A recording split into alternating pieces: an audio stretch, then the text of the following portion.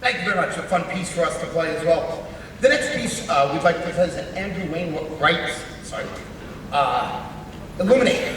And we'd like to illuminate one unfortunate statistic that we hope Randolph will work on changing. And it's the reason we do these outreach concerts is to show people what we love to do, even though how many of you on stage have made a profession or are making a profession in something other than music? Please raise your hand. Okay, think about that. As well as they play, they're not professional musicians. They play like it, they just didn't make livings in it. We've got engineers, doctors, lawyers, Indian chiefs, quite literally, stay-at-home moms, anything you can think of, the people who've kept their joy of playing live music and performing in bands their entire life, and especially with the program as advanced as yours. We hope that you break the next statistic. And we'd like to illuminate or shed some light on that statistic.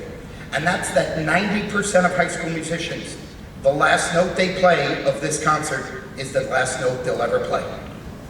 I agree. Thank you. Well said. And so to the students here and even the parents here, please let us help us to help you break that statistic and keep playing for your entire life, especially after you've worked so hard on it.